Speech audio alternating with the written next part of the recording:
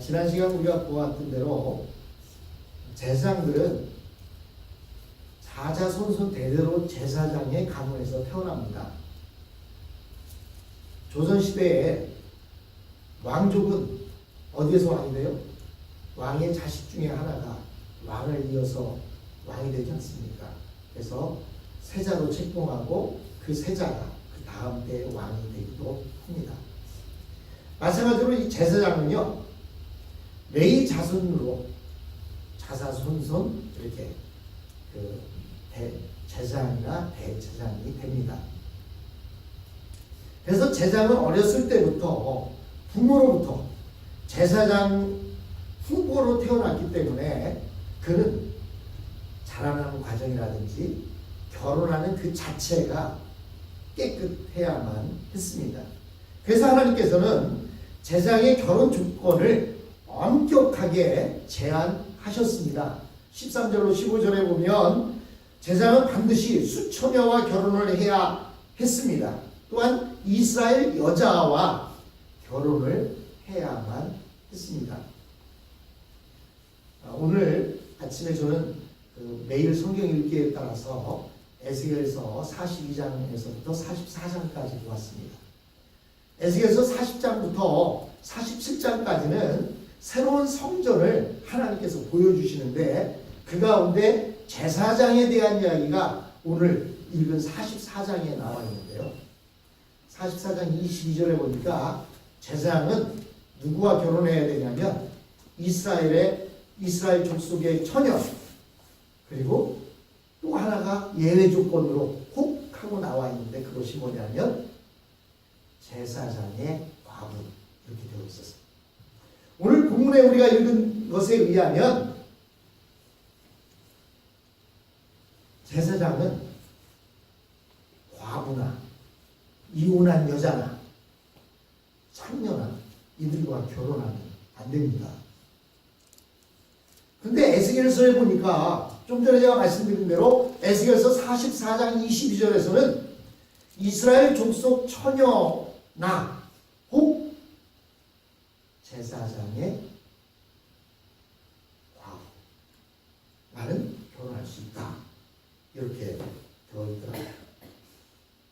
제가 묵상을 하면서 왜 그럴까 생각을 해보니까 제사장은 땅을 유업으로 갖지 않았습니다.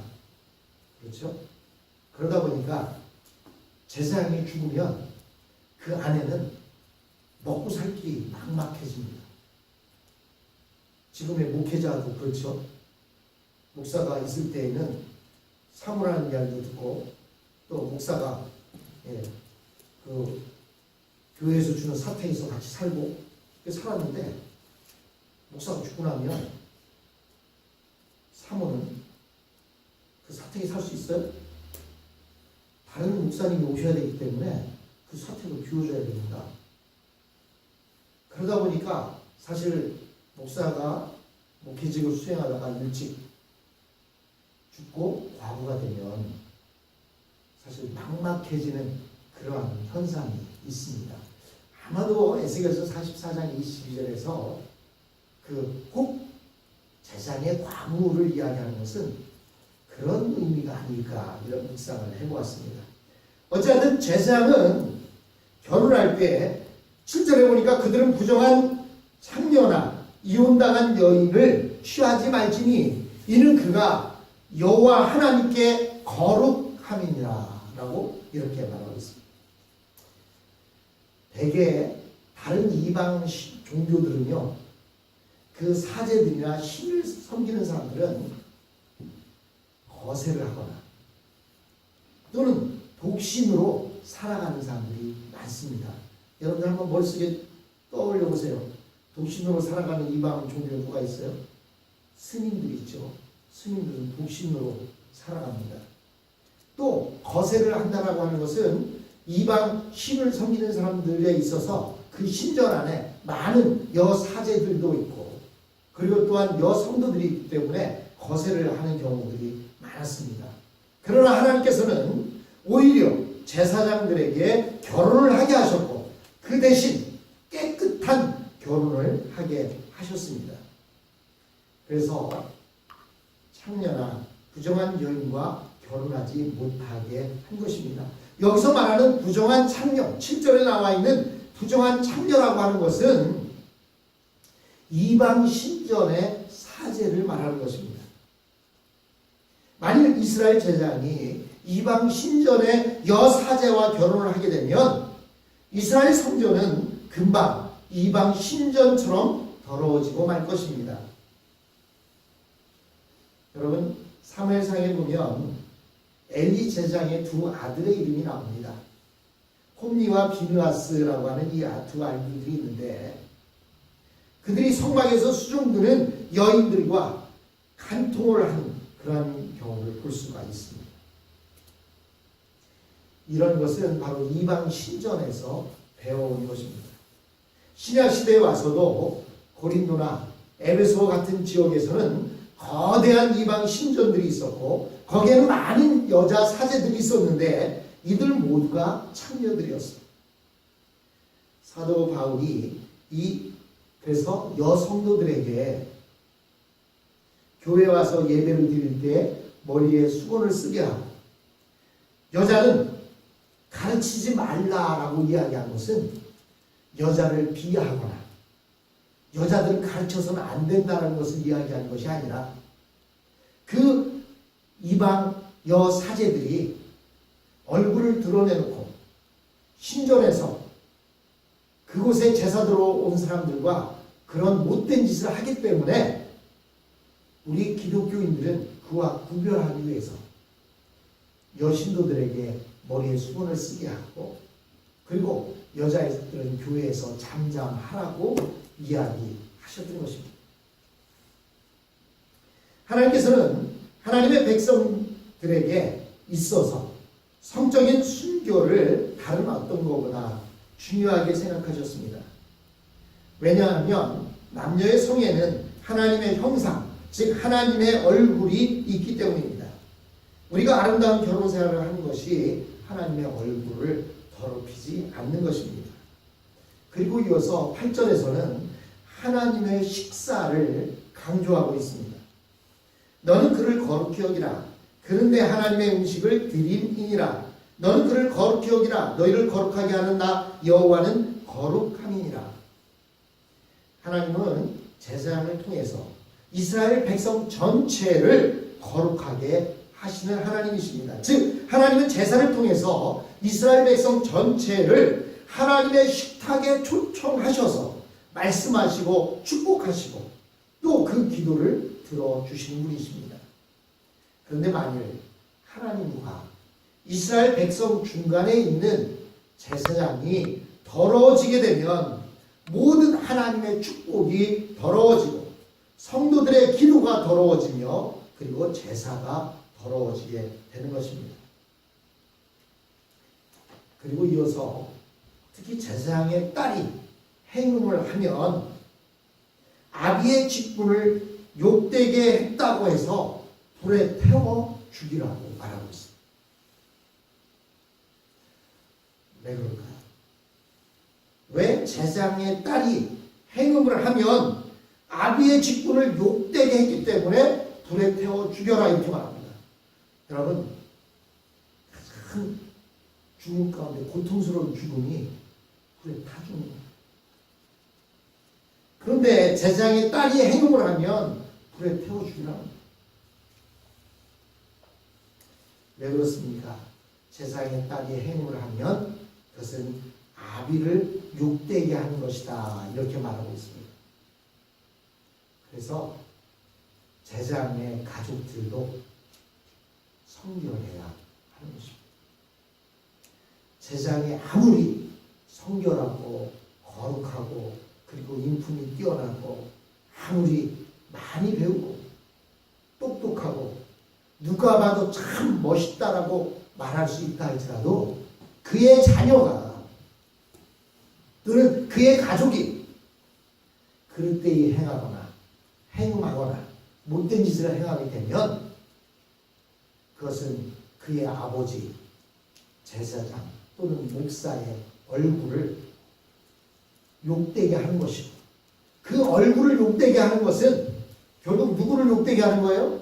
바로 여호와 하나님을 욕되게 하는 것입니다. 그래서 하나님께서는 이스라엘 백성들의 제사는 그의 가족들도 성결해야 한다고 이렇게 말씀하고 있는 것입니다. 그래서 제사장의 아들, 그럼 제사장의 아들은 별 문제가 될 일이 없는 게, 왜냐하면 미리 다 이야기를 해놓고 있습니다. 제사장의 아들은 나중에 뭐가 된다고요? 제사장이 되잖아요.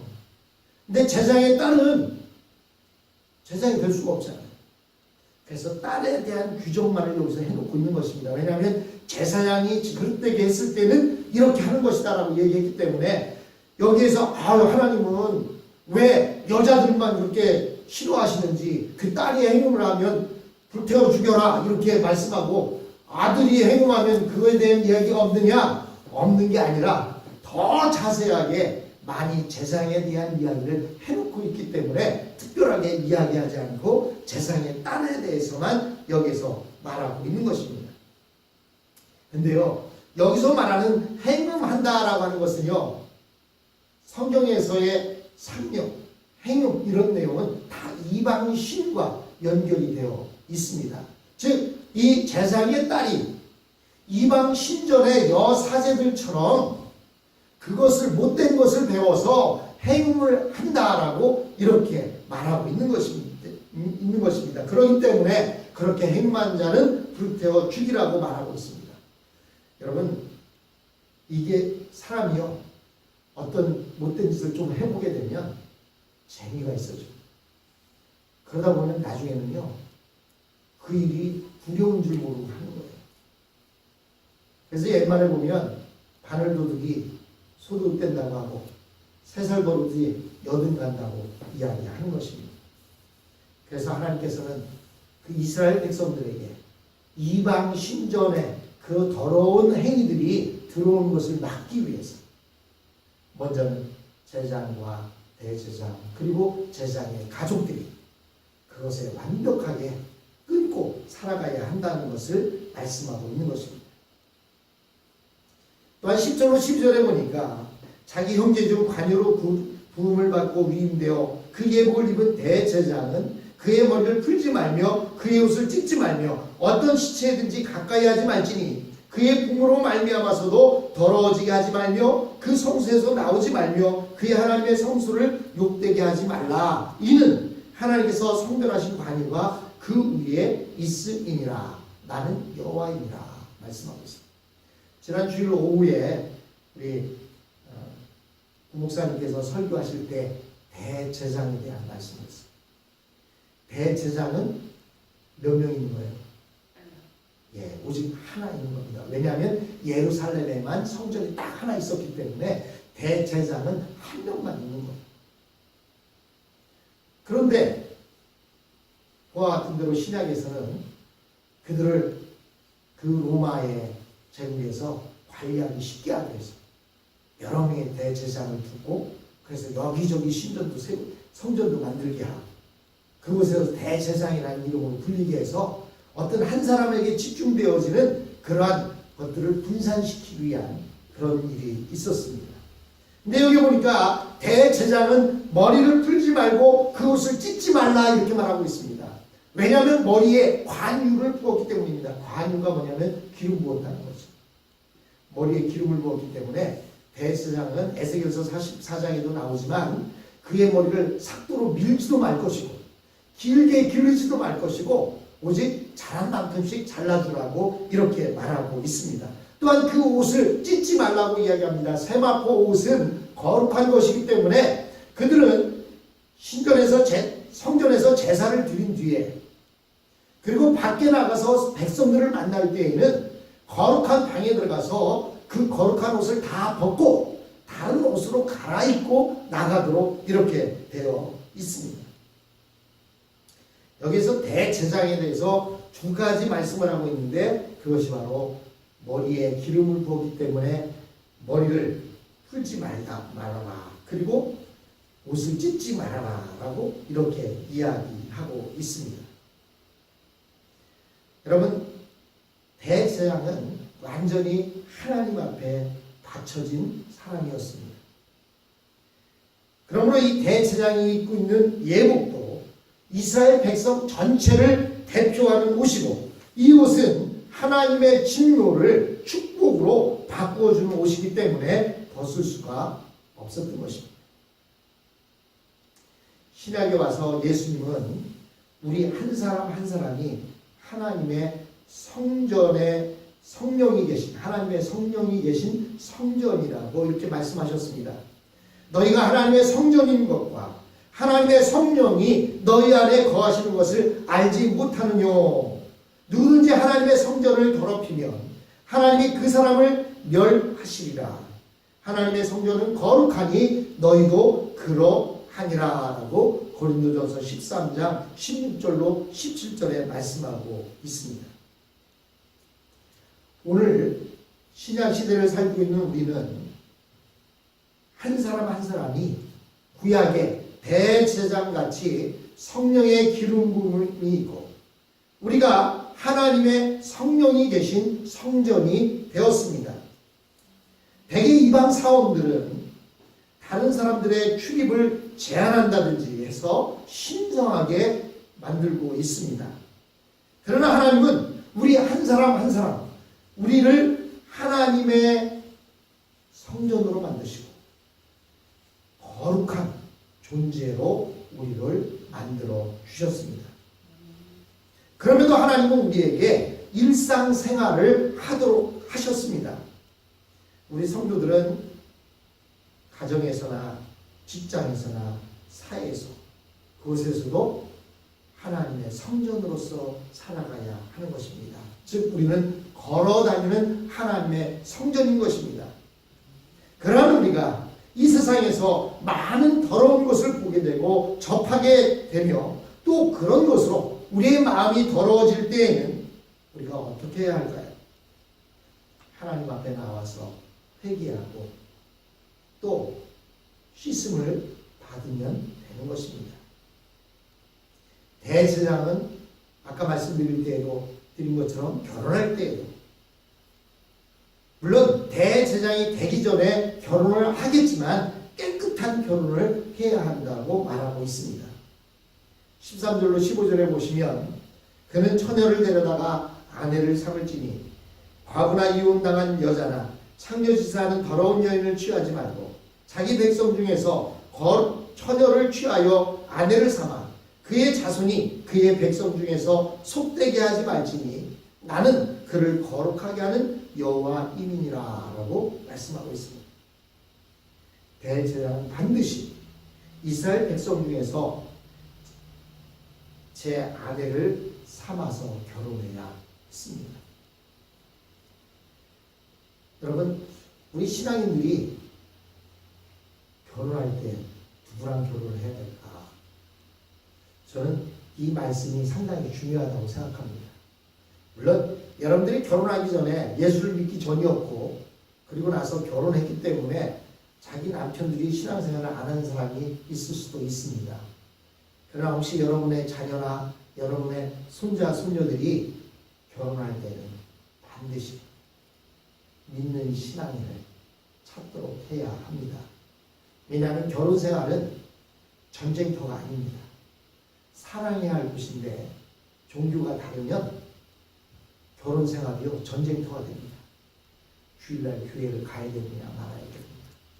또 교회에 무슨 행사가 있는데 가야 되느냐 말아야 됩니다.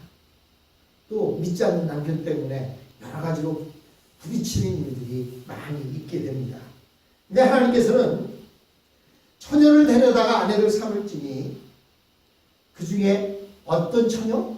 이스라엘 족속 가운데 처녀를 취해서 아내로 삼으라고 이야기합니다. 즉 여러분의 자녀나 여러분의 손자, 손녀들이 결혼할 때 반드시 강조해야 할 것은 신앙인과 결혼하도록 강조하십시오.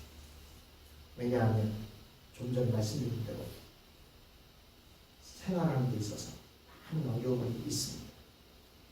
물론 어떤 사람은 내가 저 사람을 전도하리라 그 마음을 가지고 결혼하는 사람도 있어요. 그래서 물론 전도를 해서 부부가 같이 신앙생활을 잘 하는 사람도 있습니다. 그러나 많은 경우, 특히 특히 남자들은 여자들을 따라가고 있기 때문에 남자들은 반드시 누구랑 결혼해야 되냐면 신앙이랑 결혼해요. 왜냐하면 남자들은 결혼하고 나면 아내의 품 안에서 있게 됩니다. 그래서 아내의 말이 더 강력한 힘을 발휘합니다. 사실 믿는 여자는 안 믿는 남편이랑 결혼해도 사실 남편 전도하기가 아내 전도하는 것보다 쉬워. 그리고 이어서 신체적인 결함이 있는 자에 대한 이야기를 하고 있습니다. 여호와께서는 모세에게 말씀해서 제자들로 하여금 이 너희 자손 중에 대대로 육체에 흠이 있는 자는 그 하나님의 음식을 드려 나오지 마라. 이렇게 말했습니다. 즉 제사장의 가문 중에서도 다리 저는 사람도 있을 것이고 안목 끄는 사람들이 있을 것이고 또 키가 작은 사람도 있을 것이고 여기서 키 작다라고 하는 것은 그냥 이번 성경에서 이렇게 표현해 놨지만 난장이를 이야기하는 것입니다. 허리 굽은 사람은 누구 얘기해요? 예, 곱추를 이야기하는 것입니다. 그리고 코가 삐뚤어진 사람은 누구 얘기해요? 예, 이렇게 태어날 때부터 입술이 이렇게 좀 깨진 언챙이라고 하는 경우가 있잖아요. 이런 사람을 이야기합니다. 그리고 눈에 백막이 있는 자나 습진이나 버짐이 있는 자나 고환이 상한 자 이런 이야기들을 여기서 하고 있습니다. 그렇다면 이런 사람들은 신앙생활을 하지 말라는 것인가? 아닙니다. 맹인 목사님도 계시고 또 다리 저는 목사님도 계시고 또 성도들도 있습니다. 다만 이 레위 시대에는 그들은 왕이 따로 없었습니다. 그리고 제사장에게는 자녀가 한 명만 있는 것은 아닐 것입니다. 그래서 이제 이런 규정을 두어서 제사장은 흠이 없는 사람, 하나님 앞에 나올 때 흠이 없는 사람이어야 된다는 것을 강조하기 위해서 말씀하고 있는 것입니다. 사랑하는 성도 여러분, 우리는 계속해서 말씀드리지만 베드로전서의 2장 9절에 나와 있듯이 우리는 왕같은 제사장들입니다. 그리고 예수님이 말씀하시기를 너희는 하나님의 성전이고 하나님의 성령이 너희 안에 거하신다고 말씀하고 있습니다. 그렇다면 여기 레위기에 나와 있는 이 말씀들이 그냥 과거의 제사장이나 대제사장에게만 해당되는 말씀이 아니라 현재를 살아가고 있는 우리들, 왕같은 제사장이 된 우리들에게는 이 말씀들이 항상 우리 속에 자리 잡고 있어야 하는 것입니다. 하나님이 거룩하니 너희도 거룩하라고 말씀하고 있습니다. 우리가 어떻게 거룩한 삶을 살 것인가? 어떻게 우리가 움직이는 성전으로서 이 땅을 살아갈 것인가? 흠없이 정결하게 살아가는 저와 여러분이 되었으면 합니다. 그러니까 우리가 이렇게 흠없고 성결하게 살아갈 때 많은 사람들이 우리의 모습을 통해서 그들이 예수님을 만나게